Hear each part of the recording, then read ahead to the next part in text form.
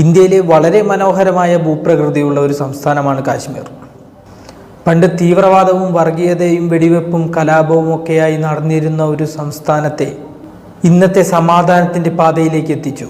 മറ്റു സമുദായക്കാർക്കോ മതക്കാർക്കോ, എന്തിനേറെ പറയുന്നു ഇന്ത്യൻ പട്ടാളത്തിന് പോലും കയറി ചെല്ലാൻ കഴിയാതിരുന്ന ഒരു കാശ്മീർ, മഞ്ഞും മലകളും കുന്നുകളും മരങ്ങളും സുന്ദരമായ ഭൂപ്രകൃതിയും സ്വാദിഷ്ടമായ ഭക്ഷണങ്ങളും എല്ലാം നിറഞ്ഞു നിൽക്കുന്ന ഒരു അതിമനോഹരമായ ഒരു ടൂറിസ്റ്റ് കേന്ദ്രമാക്കി മാറ്റാൻ ഇന്ന് സാധിച്ചു. കാശ്മീരിലെ നല്ലവരായ മുസ്ലിം സഹോദരങ്ങൾ ടെററിസം വിട്ട് ടൂറിസത്തിലേക്ക് വഴിമാറുകയും ടൂറിസം വഴി പൈസ സമ്പാദിക്കുകയും ആ പൈസ ഉപയോഗിച്ച് സ്വന്തം കുടുംബത്തെയും കുട്ടികളെയും സന്തോഷകരമായി നോക്കി സുഖകരമായി ജീവിക്കുകയും ചെയ്യുന്ന ഒരവസ്ഥയിലേക്ക് മാറിയിരിക്കുന്നു ഇപ്പോൾ.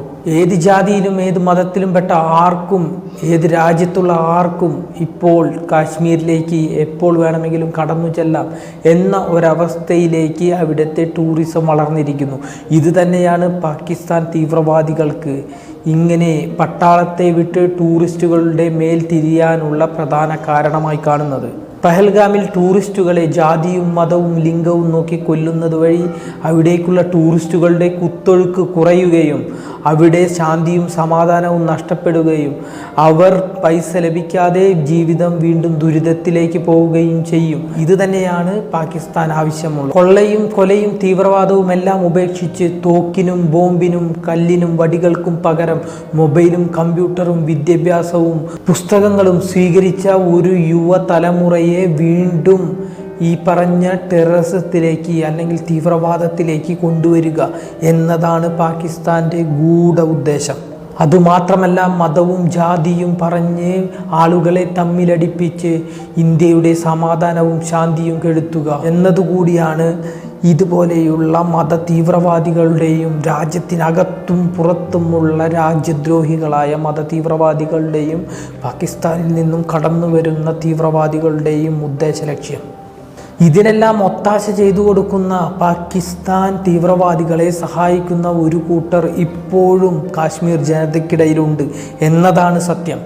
അത് രാഷ്ട്രീയപരമായിട്ടും മതപരമായിട്ടും ഇവരെ സഹായിക്കാനുള്ള ഒരു കൂട്ടർ ഇപ്പോഴുമുണ്ട്. ഇന്ന് കാശ്മീരിലെ മുസ്ലിം സഹോദരങ്ങൾ വല്ലാതെ മാറിയിരിക്കുന്നു എന്നതിന് തെളിവാണ് പാകിസ്ഥാനെതിരെയും മത തീവ്രവാദത്തിനെതിരെയും അവർ സംഘടിപ്പിക്കുന്ന റാലികളും ഫ്ലെക്സുകളുമെല്ലാം. മത തീവ്രവാദത്തെ പ്രോത്സാഹിപ്പിക്കരുതെന്നും മത തീവ്രവാദം കൊണ്ട് ഇന്ത്യയിലേക്ക് പ്രത്യേകിച്ച് കാശ്മീരിലേക്ക് വരരുതെന്നും അവിടുത്തെ ടൂറിസത്തെ പ്രോത്സാഹിപ്പിക്കണമെന്നും അവിടുത്തെ ടൂറിസം തകർക്കാൻ നോക്കരുതെന്നും പറഞ്ഞുകൊണ്ട് റാലികൾ നടത്തുകയും ഫ്ലെക്സുകൾ അടിച്ചിറക്കുകയും പാകിസ്ഥാൻ മുർദാബാദ് വിളിച്ച് പാകിസ്ഥാൻ്റെ ഫ്ലാഗ് കത്തിക്കുകയും വരെ ചെയ്തിട്ടുണ്ട് എങ്കിൽ ഇന്നത്തെ കാശ്മീർ ജനത വല്ലാതെ മാറിയിരിക്കുന്നു. അവർ ജീവിതം ആസ്വദിക്കുന്നു, സുഖവും സന്തോഷവും സമാധാനവും ആഗ്രഹിക്കുന്നു.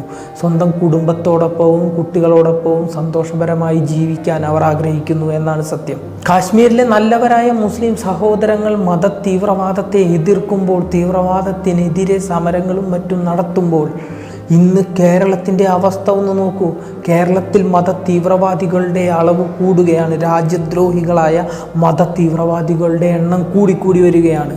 അതിന് തെളിവാണ് നാം കണ്ട രാജ്യദ്രോഹിയായ ഒരു മത തീവ്രവാദിയായ മലയാളിയുടെ ഒരു പോസ്റ്റ്. രാജ്യത്തെ ജനങ്ങളെയും ഭരണാധികാരികളെയും പട്ടാളത്തെയും വരെ നശിപ്പിക്കുമെന്നും വകവരുത്തുമെന്നും പറഞ്ഞുകൊണ്ട് ഉള്ള ഒരു മലയാളിയുടെ പോസ്റ്റ്. അത് ഞാനിവിടെ വായിക്കാം. ഇങ്ങനെയാണോ എൻ്റെ സഹോദരങ്ങൾ ഈ കാഫിറിനെ കൊന്നുകളഞ്ഞത്? നന്നായി. ഇന്നല്ലെങ്കിൽ നാളെ കാശ്മീർ ഞങ്ങൾ പിടിച്ചെടുക്കും. ഇന്ത്യയിൽ നിന്നും കാശ്മീരിനെ വേർപെടുത്തും. മറ്റു ലോകരാജ്യങ്ങൾ ഇന്ത്യയെ കാർക്കിച്ചു തുപ്പും. കാശ്മീർ അപകടത്തിലാണെന്ന് ലോകം തിരിച്ചറിയും. എൻ്റെ സഹോദരങ്ങൾ ഇന്ത്യയിലേക്ക് കടന്നുകയറി ഇന്ത്യൻ മുസ്ലിമിനെ സംരക്ഷിച്ച് ബാക്കി മനുഷ്യരെ കൂട്ടം കൂട്ടമായി നശിപ്പിച്ചിരിക്കും. കാലങ്ങളോളമായി കാത്തിരിക്കുകയായിരുന്നു വിശുദ്ധ യുദ്ധത്തിന് വേണ്ടി. സ്ലീപ്പർ സെൽസിനെ നിങ്ങൾക്ക് കൊല്ലാൻ കഴിയുമോ? ഞങ്ങളുടെ ആശയവും ലക്ഷ്യവും ഒരിക്കലും മരവിപ്പിക്കാനും ഇല്ലാതാക്കാനും സാധിക്കില്ല. നാരെ തക്ബീർ എന്ന് ഉച്ചത്തിൽ വിളിച്ചുകൊണ്ട് ഒരു ദിവസം നിന്റെ എല്ലാം അടുത്ത് ഞങ്ങൾ എത്തിയിരിക്കും. ഇതാണ് ആ തീവ്രവാദി മത തീവ്രവാദി പറഞ്ഞിരിക്കുന്നത് അല്ലെങ്കിൽ എഴുതിയിരിക്കുന്നത്. ഇതുപോലെയുള്ള മത തീവ്രവാദികളെ, രാജ്യദ്രോഹികളായ മത തീവ്രവാദികളെ ഒരിക്കലും വെറുതെ വിടരുത്. ഗോഡ്സ് ഓൺ കൺട്രീസ്, ദൈവത്തിൻ്റെ സ്വന്തം നാട് എന്ന് പറയുന്ന കേരളത്തിലെ പ്രബുദ്ധരായ എല്ലാ രാഷ്ട്രീയക്കാരും രാഷ്ട്രീയ പാർട്ടികളും ഒറ്റക്കെട്ടായി ഇതുപോലെയുള്ള മത തീവ്രവാദികൾക്കും രാജ്യദ്രോഹികൾക്കുമെതിരെ നിൽക്കണം. വോട്ടുകൾക്ക് വേണ്ടി മതപ്രീണനം വെച്ച് പുലർത്തിക്കൊണ്ട് ഇതുപോലെയുള്ള നാറിയ മത തീവ്രവാദികളെ അല്ലെങ്കിൽ രാജ്യദ്രോഹികളെ വെറുതെ വിട്ടാൽ, അവർക്കെതിരെ ഒന്നും നടപടികൾ സ്വീകരിക്കാതിരുന്നാൽ അതിൻ്റെ ഫലം അനുഭവിക്കാൻ പോകുന്നത് കേരളത്തിലുള്ള ഓരോ ജനങ്ങളുമാണ്.